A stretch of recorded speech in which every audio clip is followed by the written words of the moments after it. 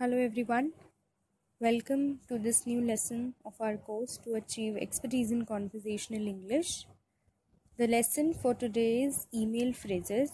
Email writing is an indispensable part of our lives nowadays, and there's a set of mannerism that you must know when you're writing an email, be it how to greet somebody, be it how to end the email or to begin the email, or how should be the content or whatever. So there are some basic sets of phrases that you should know when you're writing an email, right? So this is the part one. We have divided the phrases, phases into two parts, and we'll discuss them also. The lesson and course is presented by me, Harshita Jain. This is something about me. I'm pursuing my graduation from Delhi University. I am a CSC aspirant, and my interests include writing, dancing, and photography. If you want to follow me on Unacademy, you can use this link. And for any queries, write in the comment section or in the Q&A section. Your feedback is really important to us, so please do not forget and give us a minute to rate and review the course and recommend each lesson that you like. Here is the recommend option, and this is what it looks like. Also, there's an Unacademy learning app, so you can follow me there as well. Alright, so the first 5 phases, the aspects that are involved in email writing. The first one is greetings. Now, greeting is always the first thing when it comes to conversational English. Again, greeting is the first thing when it comes to email writing. How to greet somebody, if it's formal and if it's informal, how to create a difference between these two kinds of emails. So this is what we're going to learn today. Reason of writing. You can start writing the reason that why I am writing this email. So you need to tell that, and how you should tell that, what phrases you should use. So it's completely about phrases regarding all these things. Then phrases regarding making the request. When you want to make a request that this should be done, I'm writing this email for this reason, so this should be done. Or asking for information that I want to know if it is possible or not. I want to know if it could happen, if it would happen. So all these phrases. Offering help. Now you are offering help and giving information, so the given information wala part. Next is complaining. If you want to complain to somebody, so that is again important. The sixth one is apologizing. Now apologizing is not only about saying sorry. How to formally write it, how to form a sentence for apology, that is important. So those phrases which we must know for this. Next is attaching files. We usually attach files, PDF documents or something with our email. So how to do that? How to mention in your email, in your content, that I have attached this file, those phrases. And don't think that they're not important. Each of these phase is important. Someday when you will be writing this email and you have watched this lesson, so then you will realize that, oh, I can pick this phrase from that video, right? I still remember that. So this is how this lesson will help you. Ending and closing formula. Sorry, I forgot to add a comma here. So ending and closing formula. So how to close the email, how to end the email, that we are going to learn. So basically we have divided these 8 phrases into 2 parts. This is the video for the first 4 parts, and in the next video we are going to learn the phrases for the last 4 phases, right? Okay, so greetings is the first one.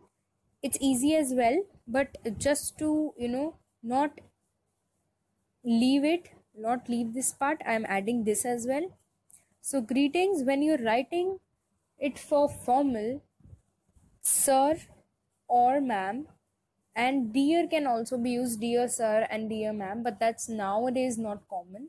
Presently it's not so, it doesn't look nice. And nowadays English, when it comes to email writing or letter writing, we usually use only sir or only ma'am, right? So this is the first one. To whom it may concern, to whom it may concern, you can write this as well. Dear Mr. or Miss Jones. Now whenever you're writing informal, and even when you're to a colleague or somebody, you can use it, dear Mr. John or Miss Jones, right? There's no issue with this.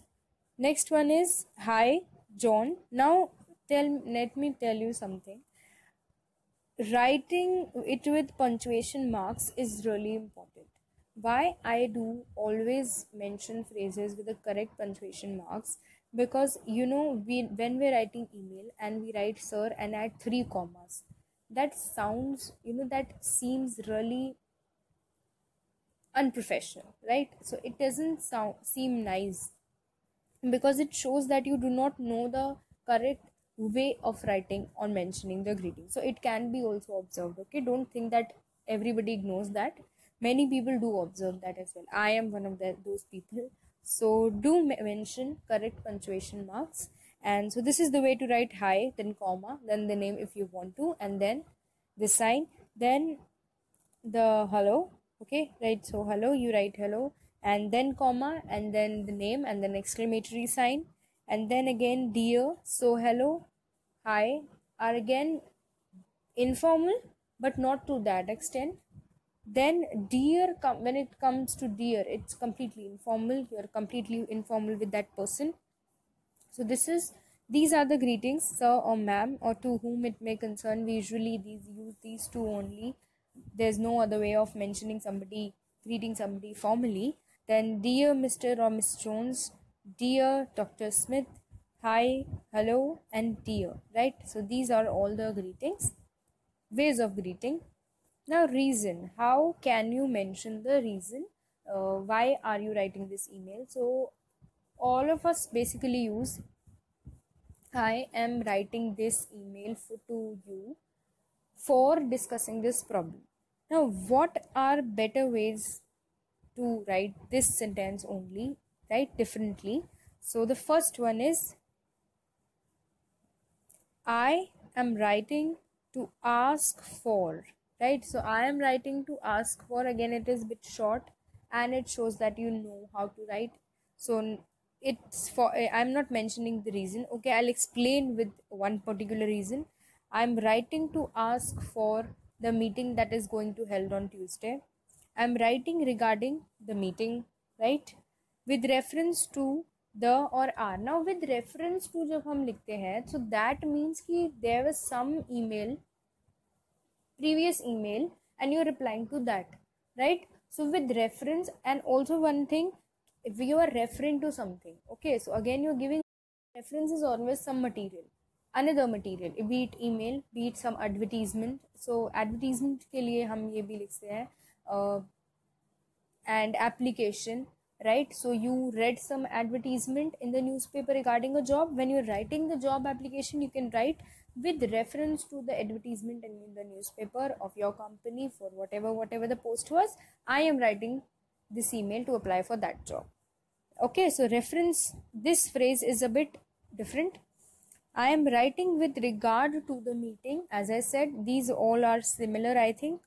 Just a quick question about, now this is when you are asking the person straight. Okay, you don't have much words and you're not discussing something, but you just have a simple doubt and you're asking in really short. So just a quick question about the new changes in the policies. Okay, so this is how you write it. I was wondering if that meeting could be postponed. So you're directly asking, and again you're being very precise, you're not asking them in detail. I wanted to let you know if we could postpone that meeting. So this is how you write. Nothing tough, right? Okay, let's move on. We're running short of time. Could you please let me know if, now could you please let me know if, I would appreciate if you could, so make this, you're making a request. Could we arrange the meeting on Tuesday? So this is again a request. Please let me know if the meeting could be organized on Tuesday. I'm giving you the same example to let you know how to use it. Would you mind telling? So you're asking for information. I was just wondering if the meeting could be postponed on Tuesday. Could you possibly do this, do that, whatever you want to? So these are the phrases when you want to make a request to the other person. The next one is offering or giving help. We are happy to let you know. So you're giving some information that we have had some changes in the policies, and these are the policies now. I'm glad to inform you that again you're giving information. Would you need any further information? Again you're giving information. So you now these two can be together. I'm glad to inform you that we have now changed the policies. These are the policies. Would you need any further information? आप इसके बाद लिखेंगे. You can write it after this. So okay. Please do not hesitate to contact. Again, in the end, I feel overwhelmed to inform you. Again, you're giving some information and good news. When you're saying overwhelmed, you're happy, so there must be some good. Again, when you want to be precise, you can directly answer the query. To the query you mentioned, there is no such change in policy or something, whatever the question might be. So these are the phrases you can use when you want to offer help or give information. Okay, thanks for watching this lesson. In the next lesson, we will continue with the next 8 phases. Phases I'm talking, not phrases. In the next 4 phases involved in email writing. I hope you like these phrases. Use them whenever next time you're writing an email. Right? Okay, bye-bye. And if you have any questions, write to me in the comment section or at Unacademy Digest.